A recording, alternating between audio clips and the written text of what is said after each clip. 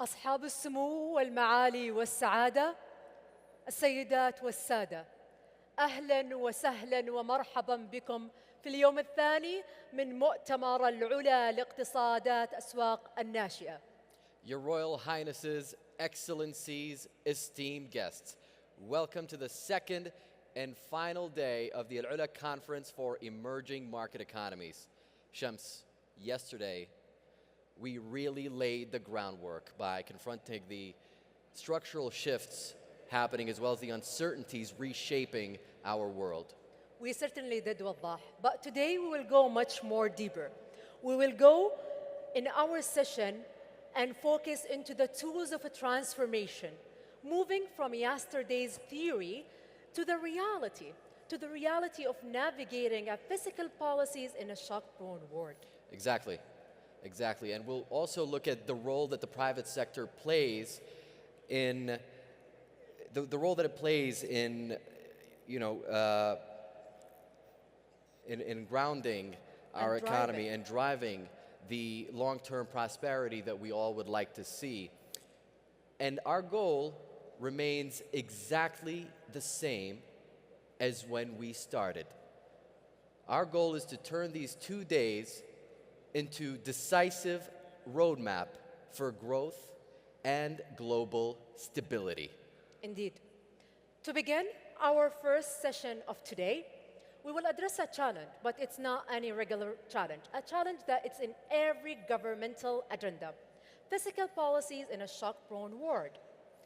This session will explore how emerging markets can break the cycle of procyclicality and build frameworks that it's not only to survive shocks, but also to provide resilience that everyone's looking for, to go through those shocks. To begin, please welcome to the stage our esteemed author, who will set the stage for today's discussion. Please help me to welcome Professor Antonio Fatas from INSEAD.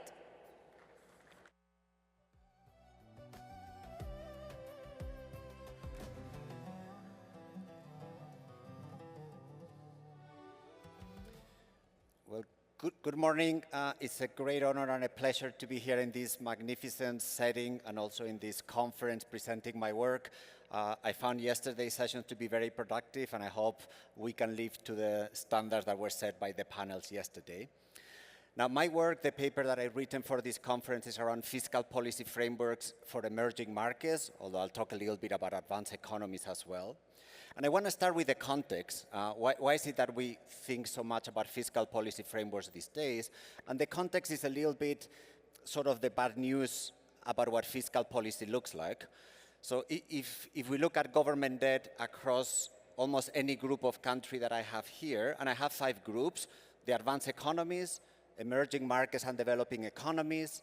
Within emerging markets and developing economies, I separated low-income countries. And then within that group as well, I separated commodity exporters versus non-commodity exporters. I'll do that through my presentation. So if you look at government debt, it's sort of on a trend upwards. That trend is more persistent in advanced economies and longer lasting. But even in emerging markets or commodity exporters, you see a trend in particular in the last 10, 15 years towards higher numbers. Now, higher government debt or larger government debt obviously comes with a bigger burden in terms of interest payments. So same 5 groups of countries, now interest payments as a percentage of GDP, you see a similar pattern. Now, in the early years, you see a declining pattern, so a lower burden, because increasing debt came with a reduction in global interest rates that benefited governments. But in the last 2 to 3 years, that has changed. Interest rates have increased, so interest payments are on the way up, making the debt a much heavier burden. Now, if one were to project this for a few more years, it's likely to go up even more because some of the debt is maturing, is sort of coming back to the markets, and those higher interest rates will show up here. Now, if we want to think about sustainability concerns more generally, we typically think in the context of that equation that I wrote there. You don't need to look at the equation, look at the words above the equation, which is, say, the same message. So the increase in debt in any of these countries comes from 2 places. If you look at the box that is red, it says primary deficit. That is in many ways the main source of increasing debt. if governments run a deficit in terms of spending and revenues before interest payments, obviously you have to issue debt. Now, if you look at the evolution of the primary deficit, let me start with that. If you look at, again, all the two of my charts, 5 groups of countries, you see a similar pattern. So primary balances have been declining, in some cases from surpluses to deficits, and that's one of the sources where obviously debt levels are increasing.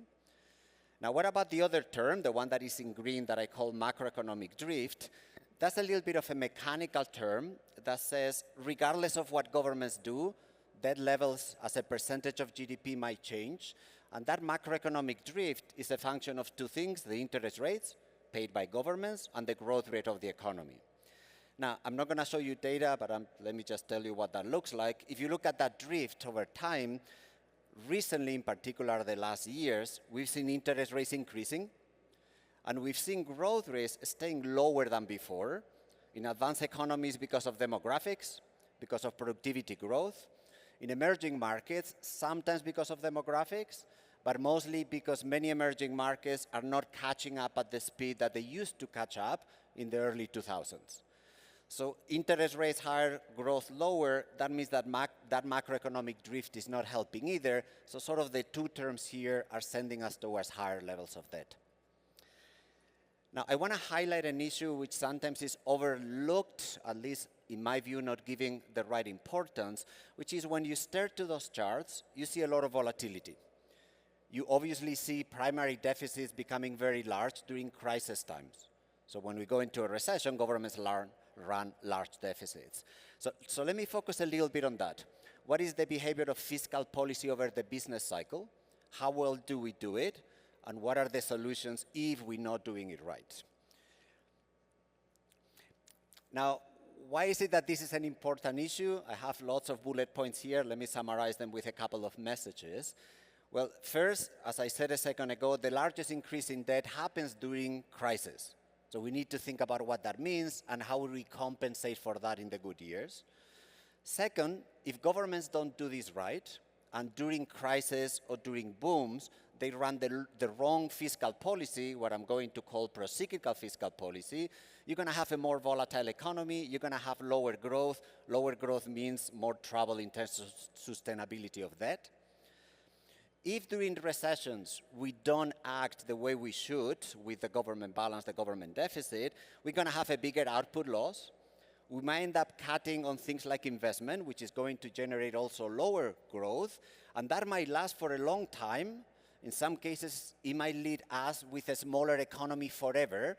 This is what academics like myself call hysteresis, and a lower GDP makes the debt to GDP ratio higher again. And finally, a point which is not a minor one, typically when we have fiscal frameworks that might be successful for a while, they fall apart during crisis. So again, understanding crisis and volatility, it is crucial to think about what are the right frameworks to run fiscal policy. Now, let me look at some data associated to this slide. How good are we at running fiscal policy over the business cycle, through crisis, through events, et cetera, et cetera?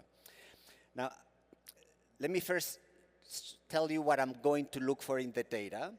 So this is a broad statement that says, when I'm looking at the data, I want fiscal policy to be sustainable. That's an easy one. I want fiscal policy to be counter-cyclical. So when we have recessions, they sort of have larger deficits. When we have booms, the other way around. And I want fiscal policy not to be a source of volatility, because that's going to create a more volatile economy and possibly lower growth. I'm going to check the last two, the yellow one and the red one. How well are we doing across advanced economies, emerging markets, and some of the other countries? Now, the first slide says we're not doing great. This is the bad news. So there's a lot of data here. Let me tell you where you should focus. If you look at the first chart that says cyclicality of fiscal policy, I'm looking at how spending, revenues, the balance reacts to the business cycle. Now, let's focus on the two that come with labels. When it comes to spending, you want a negative number there. You want governments to spend more during bad times and the other way around in good times. Now, the blue line is, or the blue column is advanced economies, and you do see a negative number. When you go to emerging markets, you see a positive number, and this is what we refer to as procyclical policy, which is something that we don't want to see, is suboptimal. If you go to low-income countries, you see an even bigger number, which makes it even more suboptimal. Same thing if you look at the primary balance, the 3 line there, so the 3 section of the columns, you want to see a large number, positive and large. You see that in advanced economies. You don't see the same thing in emerging markets, even less in low-income countries. What about volatility? How much does fiscal policy contribute to volatility? Which again, that would be bad news. Once again, if you compare advanced emerging markets, low-income countries, you see the same ranking. There on the right-hand side, you want to see low numbers across the board. The lowest numbers are in advanced economies. The highest numbers are in low-income countries. So this is the bad news part. We see procyclicality. We see too much volatility. Now here comes the good news.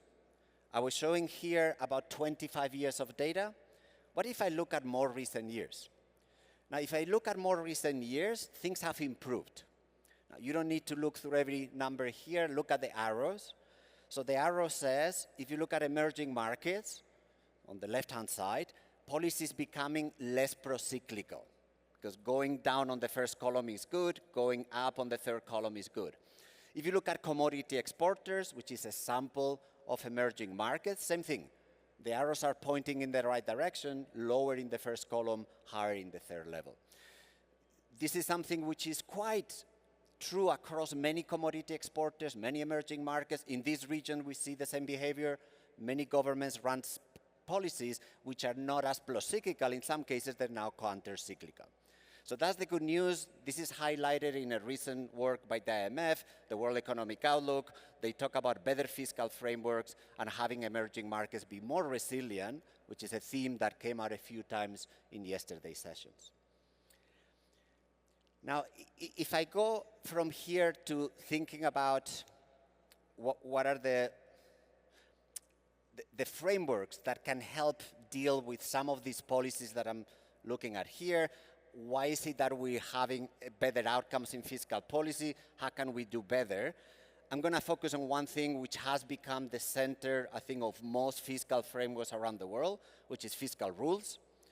Now, fiscal rules, you can call it a way of constraining policy, or if you want to be more positive, a way to guide policy. Now, first, there's been an explosion of fiscal rules. I don't think this is news to this audience, but I just wanted to have 2 slides to summarize that, or 2 charts. The first one says countries that have fiscal rules increasing, exploding since the 1990s. This is true in advanced economies, the blue section here. This is true in emerging markets and developing economies.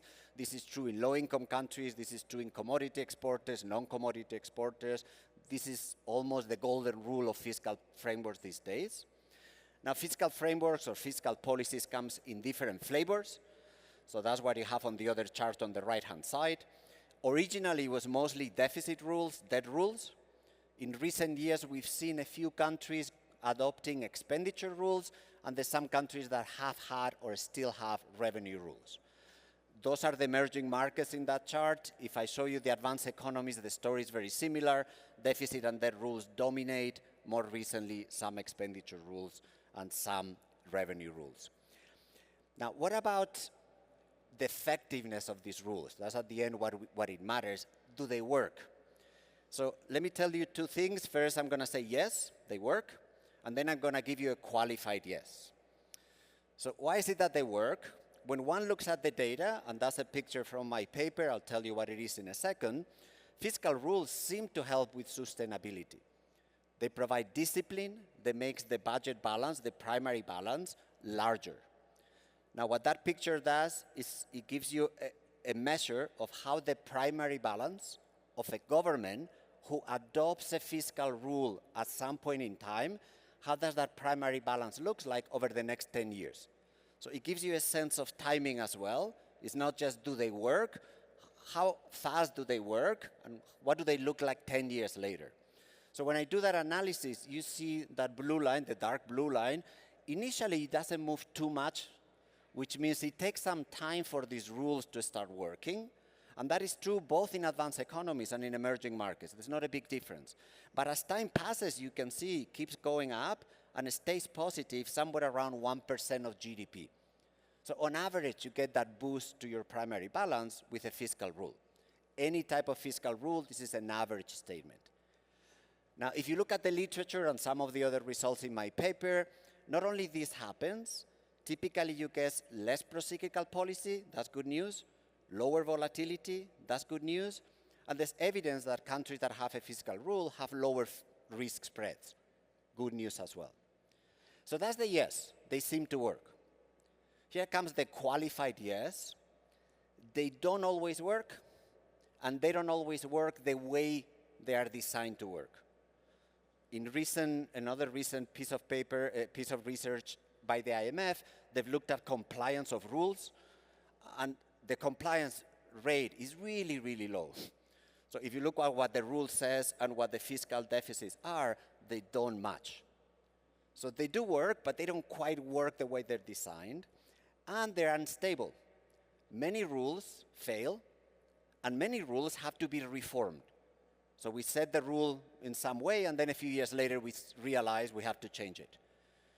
So when you look at the details, you see a lot of examples where, yes, there is success, but the success is mixed, and sometimes a little bit confusing. We're not sure why exactly they work. Now, at the end of the day, what I try to do in the paper is try to think about what are the conditions of these rules that make them work. There's too many types of rules. Are there anything that we know by looking at the data that says these rules work better or worse? Now, I'm not going to show you all the things that I show in the paper. I'm going to show you one example, and then I'll just conclude with a couple more examples. Here are some examples. Commitment by governments. Institutional quality at the time of adoption of a rule. Political support by governments at the time of adoption of the rule make a big difference.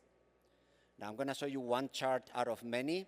If you look at that chart that looks similar to the one I showed you before, I'm splitting all the countries into two cases. Those where institutions at time of adoption were very good, strong, versus weak. Now, if you look at the right-hand side, which is the weak institutions, the line is just hovering around 0, which means in those countries, fiscal rules don't seem to help that much. On the left-hand side, you see the opposite. You see the effect that you wanted to see, the one I showed you earlier. Fiscal rules do help, and sometimes they get as much as 2 percentage points of discipline relative to the previous time when fiscal rules were not adopted. There's a couple other things that I do in the paper. For example, when should fiscal rules be adopted? And interestingly, we find that fiscal rules that get adopted in good times are much more powerful. So if you have a crisis, you're desperate, and you adopt a fiscal rule, it doesn't work as well. Now, that runs contrary to the intuition that you should never waste a crisis, which we say often. It seems that with fiscal rules, it doesn't work that well. You need to plan in advance. It cannot just be that you put it in the last minute because you feel you need a fiscal rule. Now, there's many other aspects that I'm looking at that I don't have the time to cover. Let me just do a little bit of a summary and bring a couple of those aspects in my last slide. So this is sort of how I read the evidence from all the analysis that I do in the paper. How do I think about optimal fiscal frameworks for emerging markets? I do think that fiscal rules, which are well anchored on something that looks like debt, possibly deficit, seems to work better than anything else. So the debt-deficit combination works better than expenditures or revenues. That doesn't mean that it works better for everyone. Sometimes making a deficit rule operational is not easy. So expenditure rules become easier to implement. And in some countries, some cases, expenditure rules can be more powerful. But a debt-deficit combination is a lot more anchored in what matters, which is obviously the debt levels and the flow coming from the deficit. But this is not enough. You need, for sure, some solid macroeconomic analysis that come with these rules. At the end, they need to be implemented. You need to decide every year, is this the right amount of deficit? You need to take into account the cycle, the point that I stressed a few slides ago. And for that, you need to have clarity. How do I measure the cycle? What is potential output? Are those investments going to lift growth or not? Do I put them aside from the rule? Do I make an exception for those investments? Without clarity on the macroeconomic analysis and impact of fiscal policy, it is very hard to implement any fiscal rule. Similarly, you need a lot of skills associated to good budgeting processes. And if you look at all the technical assistance that the IMF or the World Bank produces, it's very much centered around that. Again, there's a long list of things that I can list here, but without that implementation, the rules themselves are not going to do much for you. And then going to a higher level, I said it already, I'll say it again, you need to own the rule. If you don't believe in the rule as a government, if you're not committed, rules don't matter that much. And let me finish with something that might be a little bit controversial. You need an element of independence when you put fiscal policy in place. And I want to do a monetary policy analogy. In monetary policy today, we had a session yesterday, we have a set of knowledge and rules about how central banks should operate. Now, academics like to talk about the Taylor rule, the modified Taylor rule. It's a way to tell central banks, here is the economy, these are the interest rates that feed your economy. Now, the fiscal rules that I'm talking about are the same thing for fiscal policy. Here is the cycle, here is the state of the economy, this is the budget deficit that makes sense. Now, the big difference is in monetary policy, we thought these rules cannot be written in stone. You need judgment, because this is complicated. Now, how do you exercise judgment? You give it to a group of people who are very technocratic, they have a lot of good knowledge of the macroeconomy, and they're independent. Now, I don't propose here that budgets are written by an independent group of people, but I do suggest that when it comes to the macroeconomic side of budgets, the macroeconomic, not the political side, a lot of the work that is written here, whether it is the macroeconomic analysis, the advice, et cetera, has to have the same element of independence so that we end up with a successful framework the way we thought about it and we've implemented for monetary policy. Let me finish with that thought, and then I welcome the members of the panel. Thank you.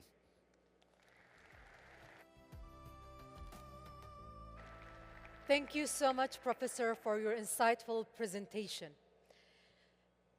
Please help me to welcome our panelists for the first panel of the second day of our conference. Please welcome with me His Excellency, the Minister of Finance of Saudi Arabia, Mr. Mohammed Al-Jad'an. His Excellency, the Minister of Finance of Pakistan, Mr. Mohammad Aurangzeb. His Excellency, the Minister of Finance and Coordinating Minister of the Economy of the Federal Republic of Nigeria, Mr. Wali Edon. This session will be moderated by Mr. Andromet Gil. He is the Chief Economist of the World Bank Group. Please give them a big round of applause. Welcome. I'm fine. I can do it. Good morning. And also, Professor, good morning. Thank you. So first, thank you, Antonio, for an excellent summary of your work. I think 15 minutes, by the way, is way too short to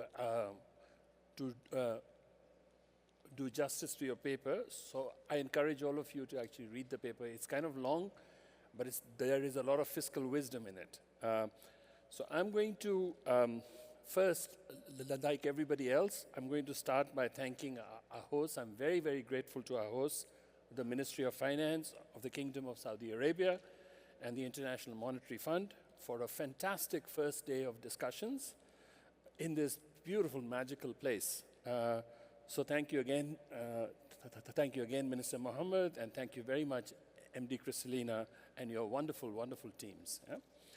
So we spoke largely about monetary policy and central bank independence yesterday, and those are important things. But I'd argue that today, fiscal policy independence may be even more important.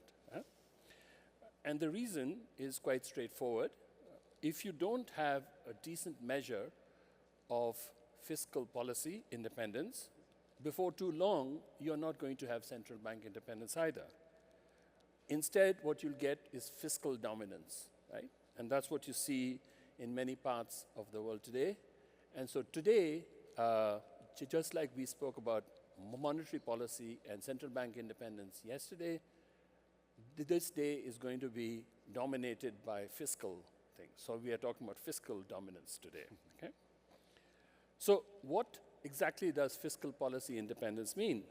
So Antonia actually talked about this, but in the simplest manner of speaking, I would say, it means fiscal rules with credible escape clauses, plus good enough fiscal institutions. And again, simply speaking, fiscal institutions are arrangements like fiscal councils, medium-term expenditure frameworks, and sovereign wealth funds. Right? Now, in her excellent talk yesterday, Professor Forbes actually showed us that emerging market economies have of late been doing at least as well as some of the advanced economies when it comes to monetary policy. The paper that Professor Fatah just discussed shows that this is not yet true of fiscal policy. So he spoke about how the amount of public debt in emerging markets has climbed to record highs. The other thing that he spoke about also is that interest payments as just share of government revenues in the 5 years before the pandemic were about 7%. That ratio is closer to 10% today, right? The good thing is, though, that while fewer than a fifth of developing economies had fiscal rules 20 years ago, more than half of them have them now, right? But they're still behind advanced economies because nearly all advanced economies now have fiscal rules. But a fiscal rule obviously does not mean fiscal independence, right? We know that adopting a fiscal rule helps to improve the cyclically adjusted primary balance. You saw lots of charts on that. But we also know, again from the charts, that there's a more durable effect only in countries with better fiscal institutions. Now, the question then, of course, is that if emerging market economies have weaker institutions, do their attempts to improve the primary balance work? And again, from the work that Antonio has done and the work at the IMF and the World Bank, is that you can actually see that from the evidence that they are actually more effective than in advanced economies, more than 1.5 times as effective when they actually attempt this. Now, of course, the problem is that fiscal adjustment attempts have become a lot rarer over the last decade, and at least since 2010, they are less frequent in developing economies than what we see in advanced countries.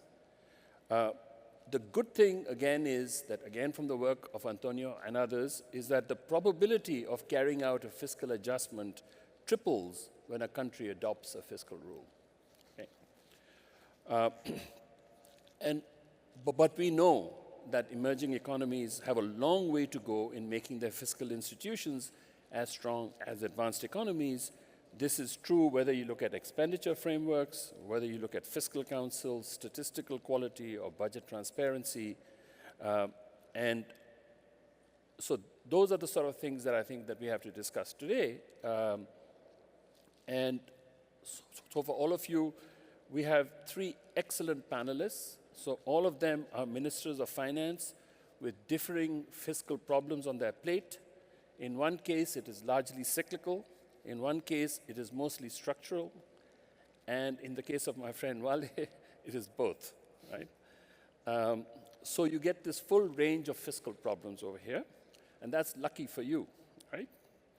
You are also lucky because our panelists are ministers of finance and not central bank governors, okay? So I've learned that central bankers never really tell you anything in gatherings like this, okay? So I took notes during Tobias's session, and his panelists told us, so you can write this down, by the way, use global standards, build capacity, stay independent, and communicate effectively, okay?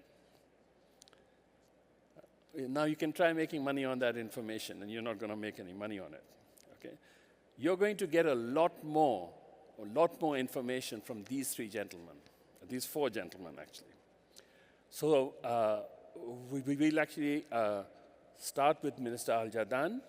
The panelists each get 6 minutes, but Mr. Al-Jadaan will take as much time as he wants because he's rented this place, and that includes the stage and the mics. Absolutely. So I'm going to turn to you first, sir, and I'm going to ask you 2 questions. So first, just give us your general reflections as a policymaker who has the pulse of emerging markets operating amidst these shocks, right? So that's the first one. And then the other point, I think you made this in the past, is that fiscal policy may be asked to deliver too much. We ask it to deliver stability, growth, structural transformation, all at the same time. But the world has changed, and it may be time for more focus. So what should fiscal policy stop doing, and what should it focus more on? Over to you, sir. Thank you, Andermat. Thank you very much, and thank you everyone for being here. Antonio, thank you very much for very enlightening presentation. And I read the paper, and I would advise everyone really to read it. It is specifically made, actually, by Antonio for this conference. It actually provides a lot of insights. And I wanted to comment on a few things. One is, I have always said ministers of finance needs to be appointed as ministers of finance after they serve a term in the central bank, but more importantly, never appoint a central banker before he serves as the finance minister, because they will stop lecturing us about what we should do and realize how difficult it is. But in a more serious note, we really appreciate the work that they are doing, and we need to maintain that constructive relationship with them. I think fiscal policy has now been even more important and more in center stage compared to what it was before, simply because the monetary tightening position that we are living in makes it very, very important really to focus on fiscal space. Second, I think a lot of, and we have heard this from Antonio, but we also saw some of the discussions yesterday, it is extremely difficult to talk about building buffers and building fiscal space during tough times. You need really to build. Where you fail is when you are in a good time and you fail to build the buffers. And for those who are not ministers of finance, it's very easy to say that. But if you are a minister of finance, you come under extreme pressure during good times to spend and not to build buffers. Why? Because a lot of us fall within the trap of actually planning on a very optimistic assumptions on what is going to happen next. What are your revenues going to look like in the years to come? And the minute that you inflate these assumptions, or you build it on really very optimistic assumptions, you fall into the trap of actually going to borrow and face the consequences of actually not, revenues not materializing as you have anticipated. The third is, which is a syndrome that we have seen actually in the presentation on emerging economies.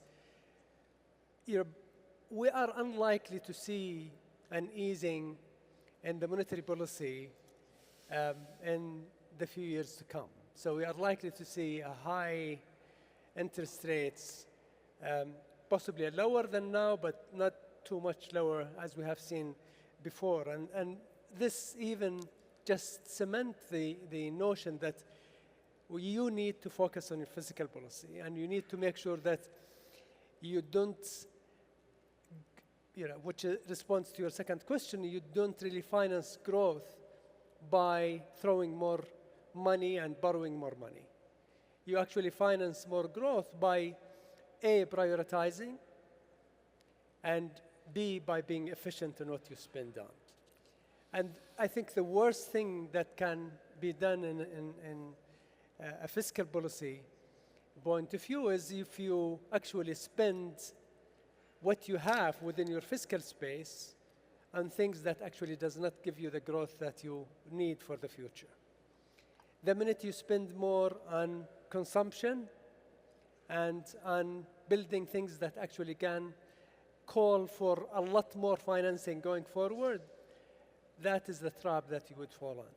So my simple advice is, A, treat your fiscal space as a very strategic asset so that it is allocated in a very strategic way. And B, ensure that you don't throw money at every problem.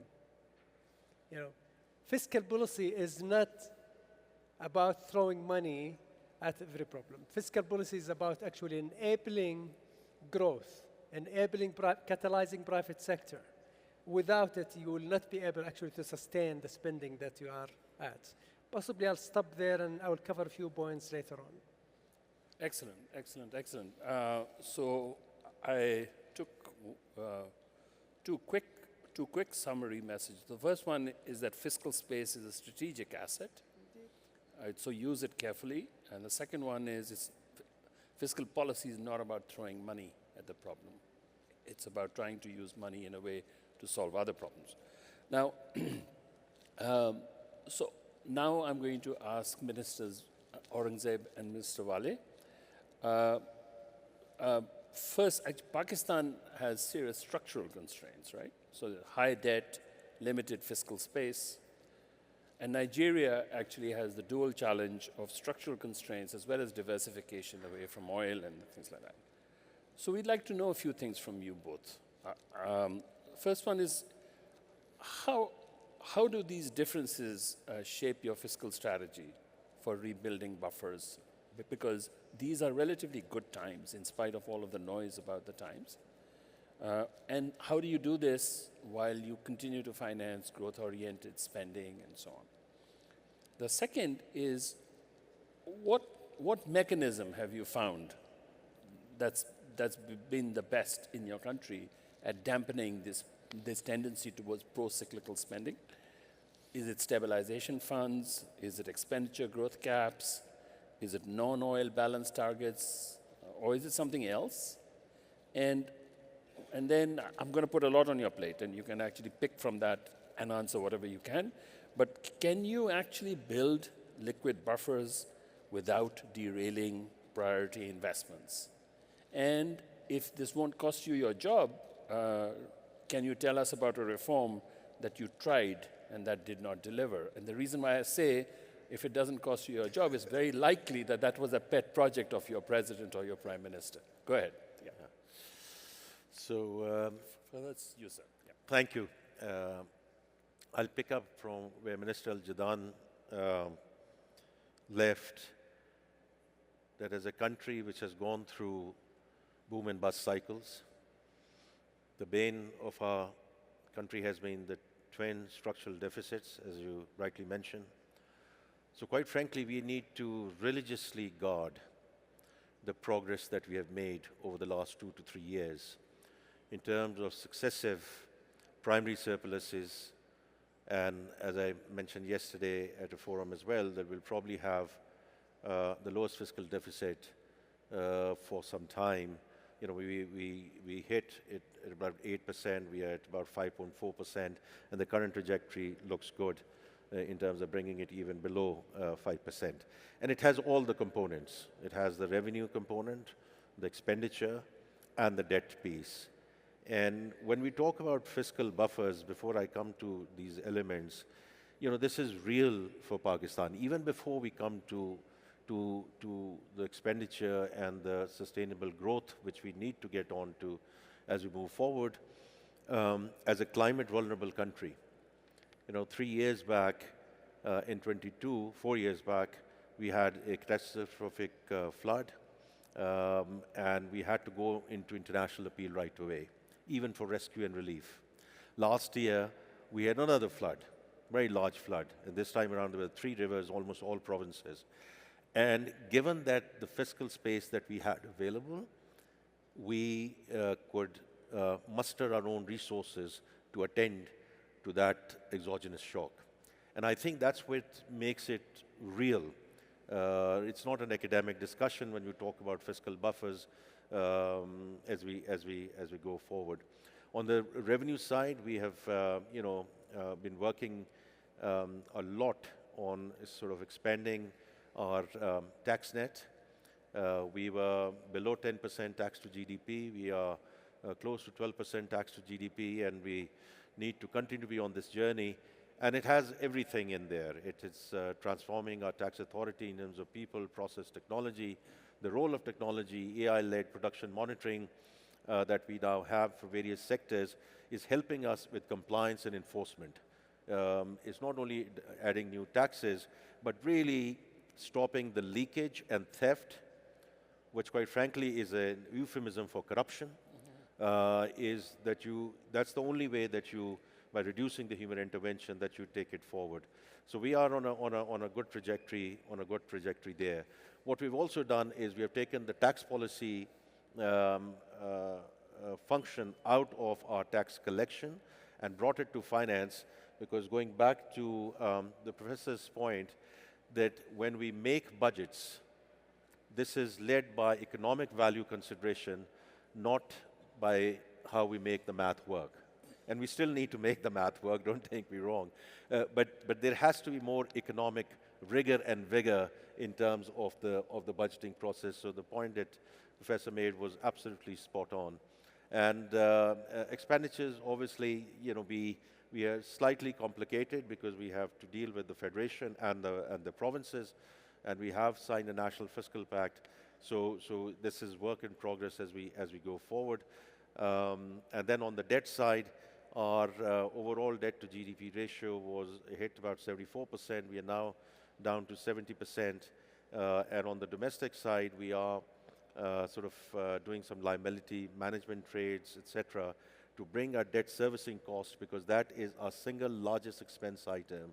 And as we show more fiscal discipline, hopefully we can bring it down further to create the fiscal space for allocating it to the sectors, whether it's human capital, whether it's agriculture, whether it's IT, and many other sectors which are poised for growth. Thank you. Very good. Actually, we have a report coming out. I want to do some shameless self-promotion. We have a report coming out on how to increase domestic revenue mobilization. And the 3 things that you mentioned actually are the things that report really goes into. The first one is transparency, second one is technology, and the third one is trust. So the 3 T's, technology, transparency, and trust. It looks like you're doing all 3 of those things. So that report will be useless for you. But maybe it won't be useless for you, Wale. But so he actually has perhaps the toughest job out of you 3. Probably because I went to Nigeria and I spent time with him, and I understand he has to do this in a very a strong federal democracy and so on. But he's also very well prepared, because before a person becomes a finance minister, he should spend some time at the World Bank. and Wale started out his career at the World Bank. Over to you, Wale. Thank you very much indeed, Indemit. And of course, thank you, Ministry of Finance, Saudi Arabia. Thank you, the IMF, for this second Lula Conference for Emerging Market Economies. When it comes to Nigeria, I very much enjoyed listening to the professor, Tafa, talk about macroeconomic drift, high interest rates, low growth.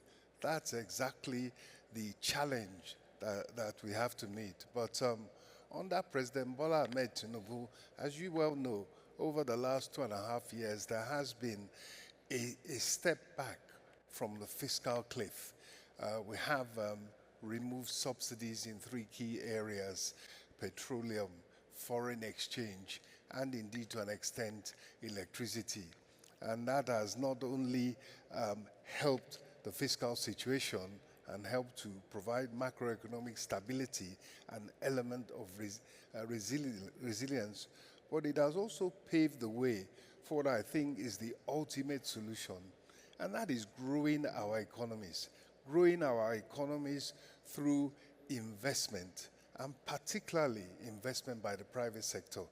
And when I say the private sector, I don't mean just the foreign direct investment, but also critically domestic investment, mobilizing domestic savings.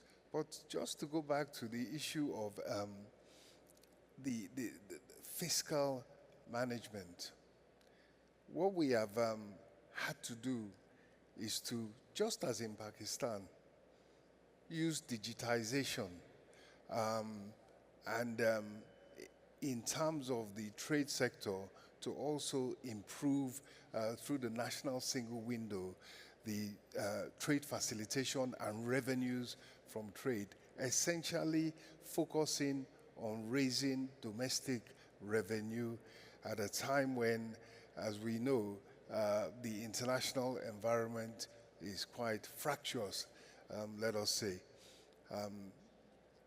What we have had to do and what we have had to cope with is this procyclicality. So yes, we do have this rising debt, and the debt service factor that we have to deal with. Interest rates in the commercial markets are relatively high, and as we, I think, said at a panel yesterday, the concessional financing, the overseas development assistance is actually turning negative relative to the total flows. So within that context, definitely we are finding ourselves relying much more on domestic capacities. And in terms of, just as in Pakistan, when you want to look at the issue of how do we manage to put in place a fiscal framework, fiscal rules that limit the proliferation of debt, it really is a question of political will. Because we have a Financial Responsibility Act that says less than 50% of GDP should be your debt to GDP ratio. Your fiscal deficit should be 3%, no more than 3%. However, when things are in motion, you need to have, and that's what we are trying to put in place, regular reporting, transparency, and for instance, we have a fiscal coordination committee that tries to measure as you are going, because otherwise you will find out that the debt is there, you go back and you look, and you have busted all the ratios. So it is that extra rigor in managing, monitoring, and being very transparent as you are in motion in terms of managing the economies. But what I must say is that of all the responses to the reforms, and the rating agencies have been positive, our development partners have been positive, but the most important one is the response of the investors. So for instance, in Nigeria, just last week, Shell announced a $20 billion investment program. To us, that is the key at the end of the day to fiscal balance, to growing economies, and to reduction of poverty. Thank you. Great. So I know that, I guess investor confidence matters a lot right now. And I know that you also had the big challenge of taking some of these savings from the fiscal subsidy reforms and so on, and channeling them into social protection measures, because as people face higher fuel charges, electricity charges, and so on, you want to help the poorest of the lot. Have you had some success in that one? I know that you were struggling with that. Certainly in terms of getting the public buy-in and acceptance of very, very difficult reforms that were going to lead to initial spike in the cost of living. The commitment and the promise of the president was that he would not leave the poorest and most vulnerable to fend for themselves. So there would be intervention. And we all saw during the COVID pandemic how direct payments can actually help to attack poverty in a very meaningful way, where people decide what is their priority when they are helped. And so we do have, together with the World Bank supported program, around $800 million or so of direct payments, direct benefit transfers to the poorest and most vulnerable. And that is built on a very robust technology platform whereby we have digital identification of over 120 million Nigerians. And that digital platform allows us to identify the poorest and the most vulnerable on a social register, and then to pay them digitally by making payments to their bank accounts or to their mobile wallets. So it's a very transparent and a very and a highly credible way of helping the poorest and the most vulnerable. But let me also go back in the mid to say that clearly these are difficult reforms that have been implemented, even technically. And one of the areas that we still are looking to achieve even more success is application of digitization, application of technology, just as in Pakistan, to block the loopholes, to stem the leakages. And that requires change management. It requires acceptance to a certain level, that people accept to come onto the new platforms and show what they are paying, show what they are getting. And the way I'll put it is that we are looking for even more success at that level. We know what technology can do in terms of geometric movements. And we're looking for even more success in that area to help us with the all-important area of revenue, of domestic resource mobilization. Thank you. Thank you, Wale. Thank you. So do you have any questions for each other? Or Antonio, I'm sure that these things have triggered some ideas in your head. Go ahead, ask away. I'm just going to have a quick reaction on a couple of things that have been said.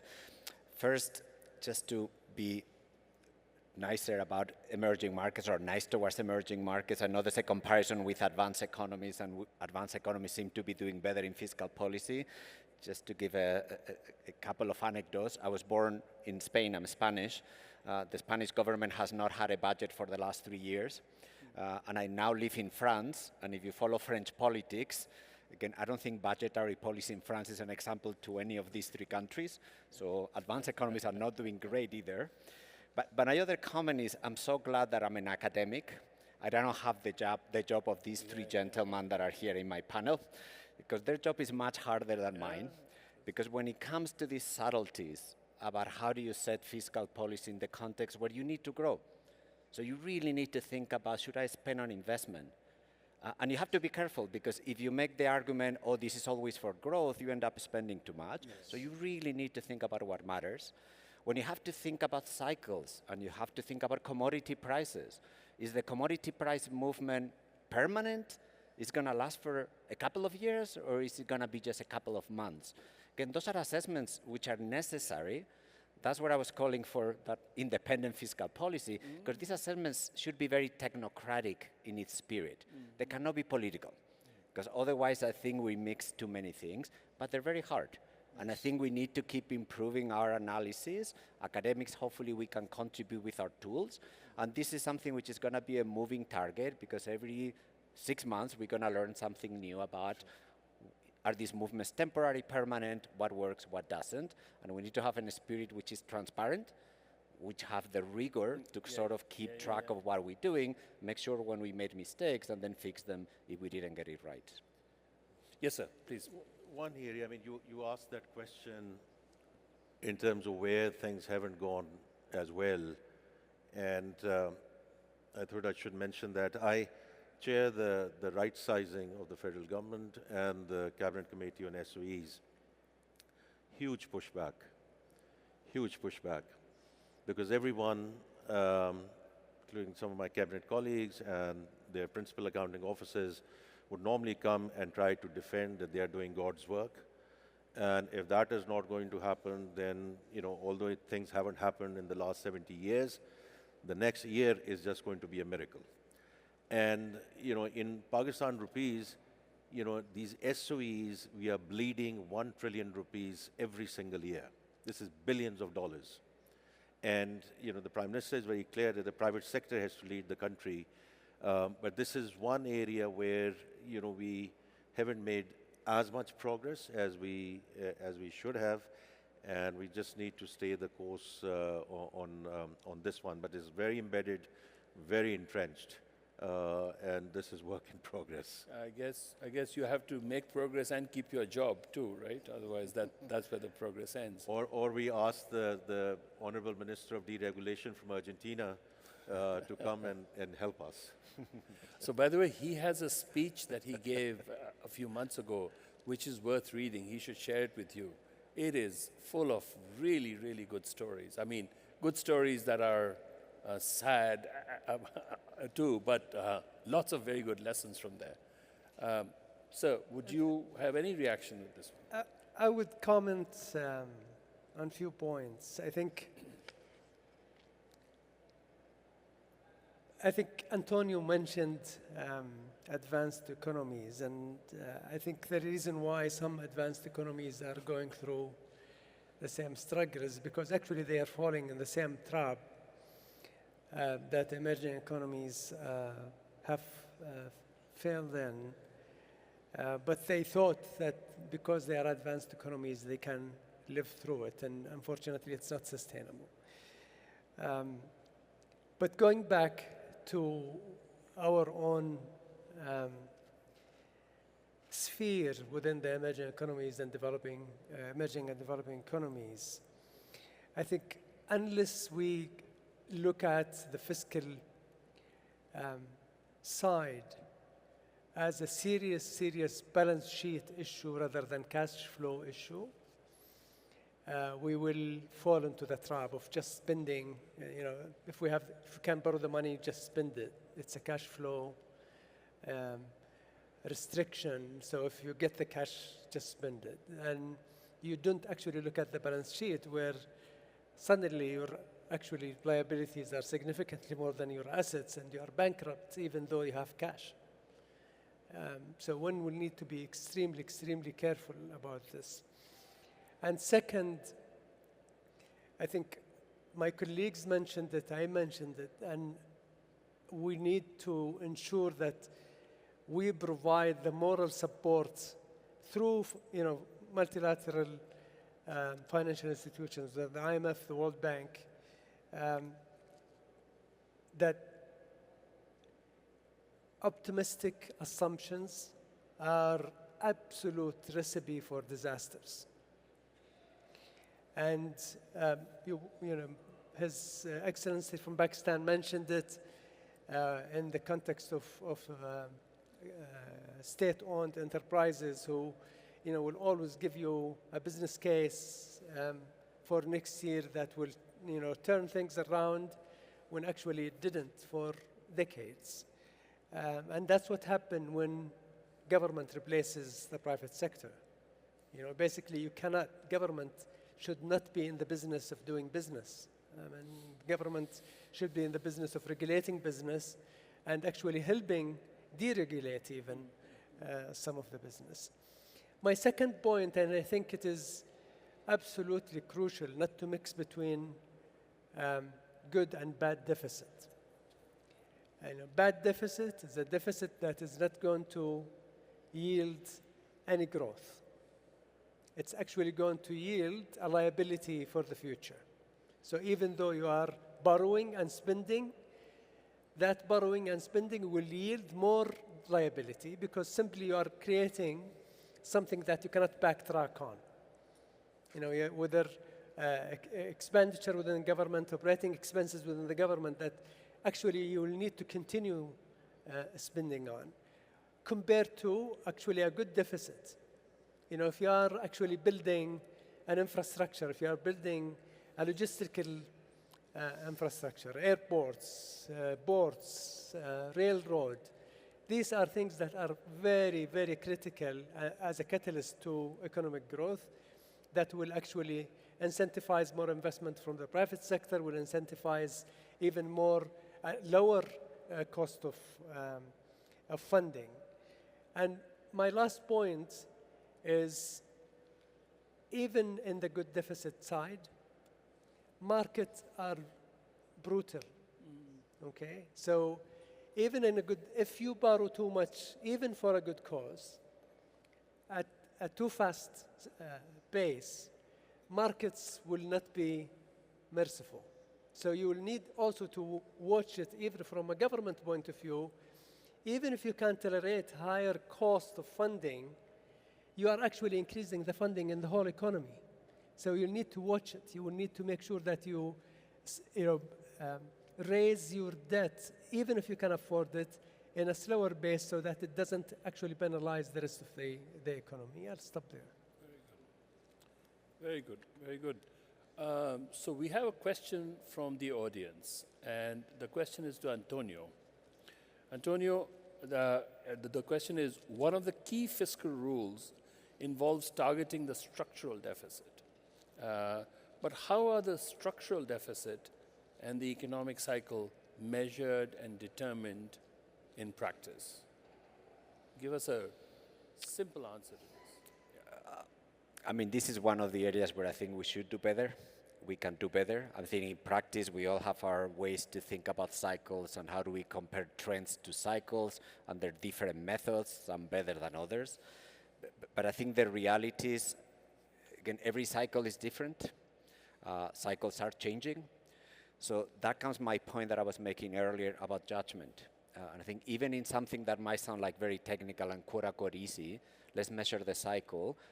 I think every cycle is going to be different, and there's a judgment of when do bad times end, when are we back into the good times so we can start rebuilding the buffers. When we look at the last experience, COVID, I felt that in some cases, countries have waited too long to feel we're done with the crisis. Because there is this feeling that the crisis never ends. But if you operate in that, with that logic, by the time the crisis ends, the new crisis comes. And again, how do you build buffers? And that idea is crucial. But I'm not sure I have a formula. I think we have to be a lot more careful. Now, I wouldn't say we have to be a lot more conservative. That's sometimes the reaction that some people have. Well, because we don't know, let's start building buffers very early. Because that can kill growth as well. So one has to be careful with the idea of let's be conservative in the presence of uncertainty. I go back to the notion of transparency. Let's make sure that we document what we do and everyone understands it, and then constant learning and adjust to whatever the cycle looks like. There will be mistakes because it is not going to be easy to measure the cycle, but it's something that is going to be evolving, and I would not follow a particular rule because I think cycles are different depending on the country, depending on the episode. So actually, Walia, I have a question because I saw you nodding when he spoke about not being too conservative. I also saw you nodding when Minister Al-Jadaan said markets can be brutal. You have to keep an eye on markets as well as on the Treasury. How are you finding this? I think markets at this time are quite brutal when you look at the commercial debt pricing, particularly that we as Africans face. But, you know, on this topic of when to build the buffers, as we had said earlier, most of us, we have the guidelines, we have the regulations in place. And for instance, in Nigeria, we have an account called excess crude oil account. And that means that above a certain level, oil revenues are to be saved. And for some time, we were building up those buffers. But for a long time now, there's been depletion rather than addition to that account. And what's the issue? The issue is at what oil price do you decide that it is time to save. When is it time to save? Unless, and you mentioned something about fiscal policy following a sort of formulaic process that you have in monetary policy, so that we say that no matter what, there must be some saving. Perhaps, Your Excellency, there would be a need to look at making sure that one is not hurting growth, one is not denying core infrastructure, necessary infrastructure, but at the same time, that discipline to make the fiscal framework work such that we are not, as you say, as you mentioned, continuously falling into a bad deficit, which is so easy, which is where we are now on much of the African continent. So, in fact, we need a solution to bad deficits at this particular time. But I think that it goes back to that will, that political commitment from the top that says that these are, for instance, with us and with so many other countries that are in our position, there has to be a decision to reform. And the society has to buy into it. And then these particular structures, these particular frameworks, as a country, this is how we are going to make sure that we come back from a situation of constant borrowing. And I will just end, as I always do, by saying that I think the road to salvation is where not just that you have your domestic investors believing that the incentive framework is right. Because when you move from a subsidized rent-seeking framework and incentive situation, it means that people can now do well by being productive, by adding value, by investing. But at the end of the day, what we are looking at in Nigeria, we want the domestic investors, we want the foreign investors, we want the large scale, but at the same time, 96% of the enterprises in Nigeria are micro, small, and medium. And therefore, they too have to be funded. And what we are looking at is a mass savings model where passive income can be earned by the lower levels because, for example, the large companies are quoted on the stock exchange and the financial operators find a way of helping the smallest saver have access to the dividends and the success of those large companies. We are expecting in the near future, Nigeria will have the largest petroleum refining company in the world. It will have the largest fertilizer company in the world. The ordinary Nigerian should be able to, through the markets, have access to passive income and success of those enterprises. That's really where we see the road to salvation and the way out of debt. Thank you. Very good. I saw you nodding. You want to come in? Yeah. No, I was just, with respect to structural deficits, as I mentioned earlier, obviously we have been afflicted by that. And of course, the fiscal and the monetary policy need to go in tandem. You heard the governor of State Bank yesterday as well. But I think it goes beyond that as well, because for us, we have been an import-dependent economy for the longest time. And therefore, when we hit a certain GDP number, we essentially get into a balance of payment problem and we go back to the lender of the last resort. So to break this cycle, while it was sort of counterintuitive, you have to look at all the building blocks. And in July of last year, with the help of the World Bank Group, we actually went with overall tariff liberalization over the next 5 years, because we have protected our industries for the longest time. And therefore, we haven't given them any incentive to be competitive in the international arena. So while the world might be moving towards protectionism, we thought this was absolutely the right time to do that. Once again, not a very popular thing. You know, all the industries which are there with rent seeking, and they haven't done their deletion programs for the longest time. You know, there's huge amount of pushback. But you know, I keep on always referring in my mind what Minister Al-Jadaan once told me: the finance minister in any given country does not have to be the most popular person, or something to that effect. Which, you know, I always quote Minister Al-Jadaan on that. Thank you. Can I Of just? course, of I think just focusing on what Antonio have mentioned and Wally in terms of the fiscal space. And it is easier said than done, obviously. It's absolutely easier said than done. But in practice, you have a fiscal space, and the fiscal space is basically your revenues, your debt capacity, that is your fiscal space. And using that is not necessarily by just saying, actually, I'm going to allocate this money and spend it on a railroad. It's actually, should I borrow? Should I actually borrow, or should I reduce the fiscal space? Because I would want to leave a space in my capacity just in case there is another crisis tomorrow, because we have seen crisis coming after another crisis. The second, I think for countries, certain countries in the emerging economies, and particularly low-income countries, they will always be innovative in finding another source of funding. So when they are pushed to the wall, they will find a source.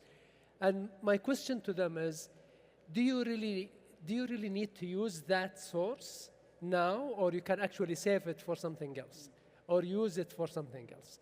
My third point is, the government is not responsible and should not be responsible to do the growth in terms of spending. The government will need to incentivize the growth through a lot of regulatory reforms. I think people, I mentioned this early on, people tend to actually throw money at problems when a lot of times it is actually far better and more sustainable to actually do a policy reform than just throwing money at a specific problem. I have loads of questions over here, but the one question that keeps coming up in my mind, like a good fiscal rule, if you adopt one, also needs a credible escape clause, right? So I wanted to ask actually you, Antonio, and perhaps you, perhaps, what's been the finding in the literature on credible escape clauses?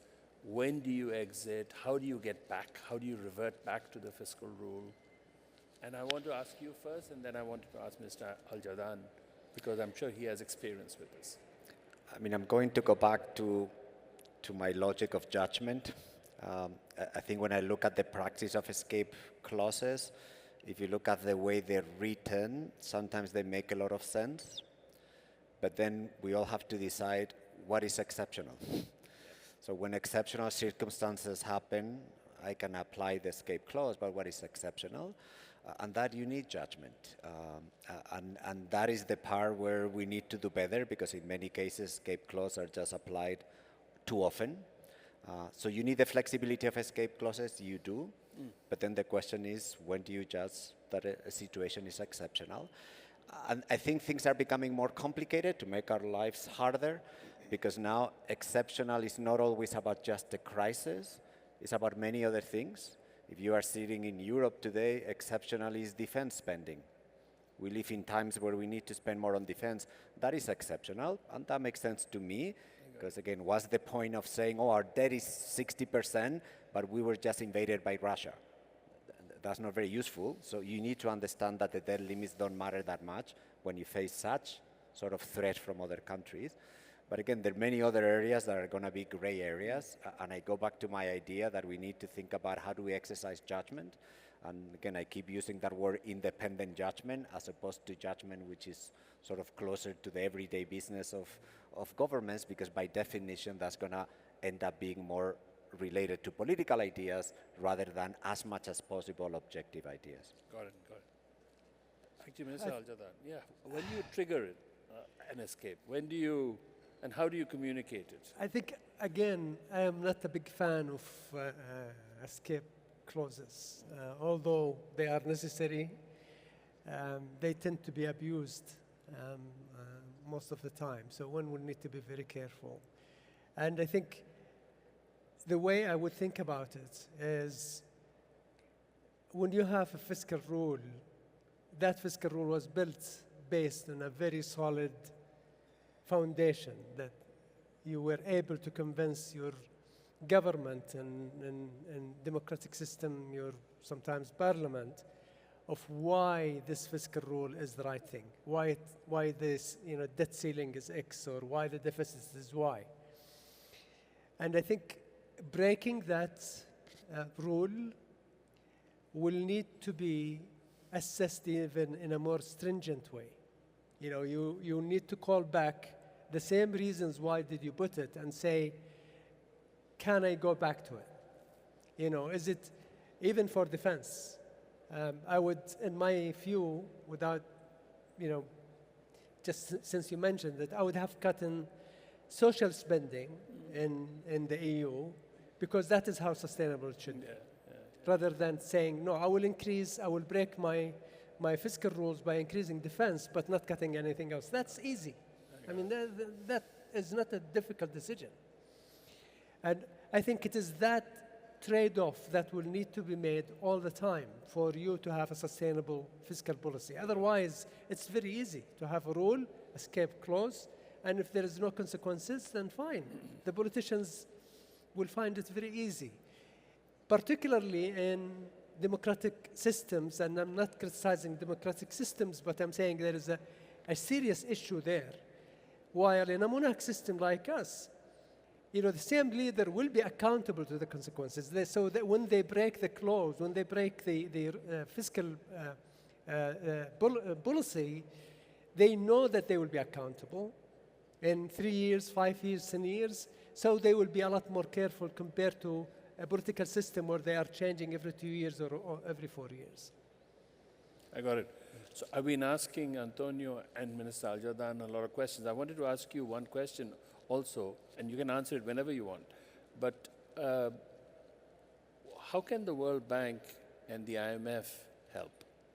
Do they help, or do we end up making things worse for you? That's one thing. You have all of the IMF senior management over here. You have the managing director for operations of the World Bank over here too. So actually tell us also on that one. I mean, feel free to actually, because we keep giving you advice. Why don't you give us some advice too? Thank you. They help. But just to go back to this issue of the fiscal rules and breaking of the rules or the escape clause, I suppose the markets will decide in the end and look at what has been done. But the problem really is not so much the escape clause as to just the breaking of the rule. So you have this fiscal rule. This is your percentage of, this is the amount of debt that you can borrow relative to your GDP, and you flout that rule. At that point, apart from any other consequence, you're left with a task of rolling back. Every day that you've gone over that line, you're left with a task of charting a way back. And I suppose if you are seen to be doing that, you can be rewarded for it by the markets and by all other stakeholders.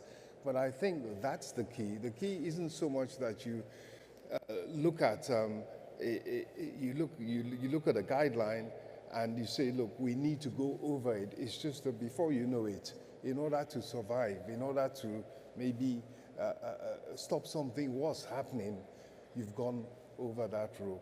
But let me come back to our development partners as a poor country, as developing country, we rely enormously on all support. You know, it's the whole of society approach, as you might say. And of course, the bank and the fund, what they do is as much as the funding, it's the thought leadership, as well as the crowding in and the convening role that they play to help us to put our story across and get support from the financial markets, from investors, from all stakeholders. Thank you.